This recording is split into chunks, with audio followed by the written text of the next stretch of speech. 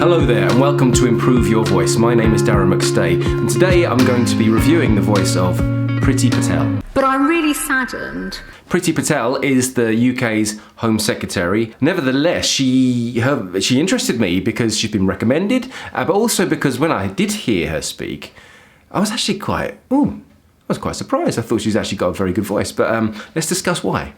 I'd say to the Honourable Lady, I'd make a number of points actually.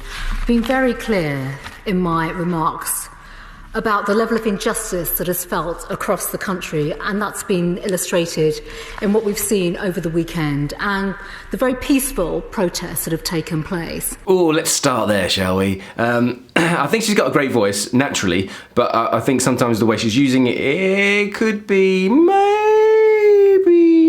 I don't know, it's subjective, it's just my opinion, but she's dragging words out. She's dragging words along. But, you know, again, she probably has to speak a lot and she's considerate and she's thinking about what she's saying, so she might be doing what I'm doing now. But she seems, when I say drag, what she does, she seems to tend to pull words downwards. Let's have a listen.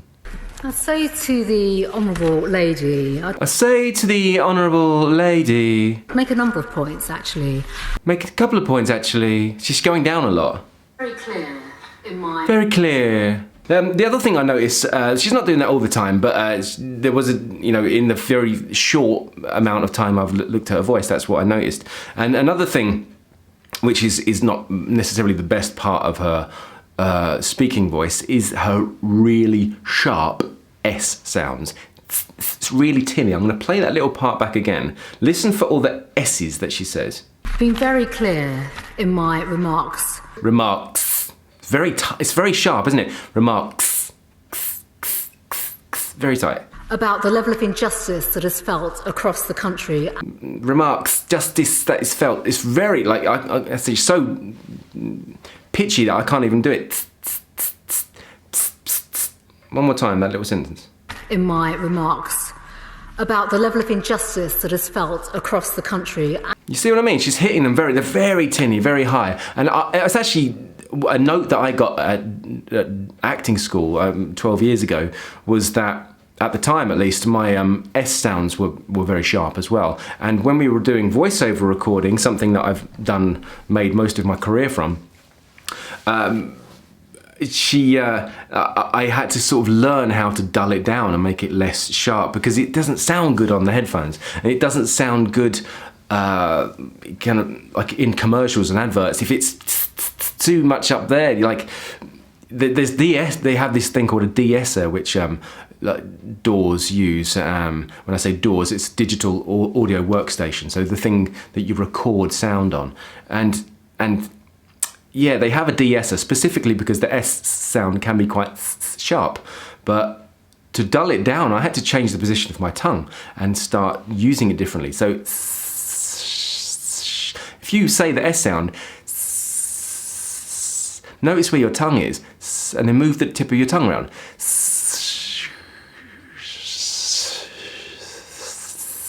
You can get different sounds, and when I'm on the microphone, I tend to pull my tongue back just a little bit. If it's too close to the teeth, I get that sharpness. If I pull it back just a tiny part, it's just a little bit less. So it's just something I noticed about her, and that's something you can sort of play around with if you wanted to overcome your S sounds. Illustrated. Or make them differently. And what we've seen over the weekend and the very peaceful protests that have taken place. So she's quite well spoken, but she's got a bit of an accent. Well, I'm really saddened that the Honourable Lady has... So I'm not too sure where she's from, but it's a kind of it's a Londonish accent. It's a I think what's known as estuary. So London estuary can be sort of the suburbs of London at some point around there. I don't want to make any assumptions, but that's the sounds I'm hearing. This government doesn't understand.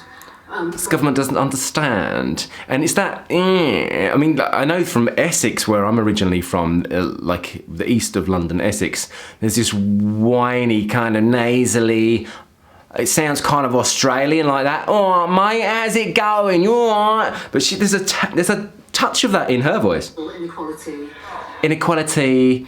So it's a very London thing, and I'm overdoing it now, but she does have that. But I don't want to dwell on that. It's just her accent, and I don't really pick her up on that. What I do like about her voice, and I should really get to that, is it's very full. It's very full. It's kind of very rich, very round. She's not hindering herself. She's not blocking herself. She's not holding back. Okay, she's got some traits that seem to drag words, and she's got some sharp S's, but she's actually kind of got a really kind of nice voice. It's nice to listen to. Must have been a very different Home Secretary who, as a child... There's a natural kind of texture. It's very subtle, but it's kind of... it's the kind of voice that would be used for almost kind of sensual adverts or something like that. It's just a ever so slight huskiness, and it's what I really enjoy hearing women's voices that aren't trying to be too feminine. And she's not got a deep voice by any means, but it's kind of a full voice. She's kind of sitting relaxed, and she's speaking effortlessly, and it seems to have a certain kind of resonance. And I bet, because obviously she's in the House of Commons in the video that I'm watching, she's heard. I bet she's quite audible. Of course, they've got microphones, but there's something that I believe in, you know, with public speakers and actors and people like politicians who have to speak in public quite regularly. They develop sort of ways of using their voice, and she's clearly probably had some voice coaching, because politicians do, all right? That's just something that they go through. It's part of their training. Lawyers also do the same, I'm pretty sure. She has found a relaxed way of speaking that allows her voice to be clear and heard and audible. And I'm pretty sure in a room full of people where they're all sort of kind of aiming to get their voice heard, she's learned to speak the way she does, because that's the way that makes her best understood and come across as clear as she does. This is all my opinion, of course, but I like her voice, and I think she's able to hit the low tones, but she's also very full, rich, rounded, and I mean that's partly her genetics and the fact that she's just got that instrument that works for her in that way, but also I think she's done a lot of speaking, and that shows. So there is a bit of nasality in there. I'm actually going to just quickly Google where she's from, because I'm curious about her accent now. Let's see what Wikipedia says. Early life. She was born in London. Okay, I got that bit right. Of course, she's got some relatives from India, certainly her grandparents anyway. So there's a kind of probably a slight influence of that in her accent. However, you know, she's I mean, if I heard her and I didn't know that, I probably wouldn't have picked it up. Ah, she went to the University of Essex.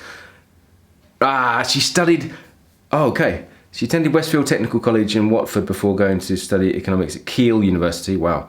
Then pursuing postgraduate studies in British government and politics at Essex University. So the drama school that I went to is part of Essex University, it's called East 15.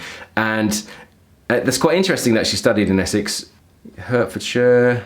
Okay, so she's not necessarily got an Essex accent, she's got an estuary London accent, but there is that kind of nasally, whiny, sort of drony kind of thing going on in there, even though she's incredibly well-spoken and audible and clear. But yeah, that's quite interesting that there was an Essex connection in there. Maybe she picked up some of her, of those qualities when she was training in politics in the University of Essex. Interesting. But I'm not here to do historical research on people, and I'm not here to analyse or discuss, you know, their politics or really too much even their accent. But her voice quality we can put down, and what we can get away from this video maybe is, if you have a sharp S sound like herself, maybe you can start playing around with the tip of your tongue, what it's doing, and to see if you can change that. Do it, try it, play with it. Also, just again, nice, clear, relaxed. The more relaxed you can make your body, and the kind of simpler that you can allow the movements, keeping your neck free and your knees unlocked and your belly relaxed, the more effortlessly you're going to be able to find ways of speaking that are going to be more optimal for sharing yourself and your own voice, and that kind of self-expression that we all kind of seek to have, right?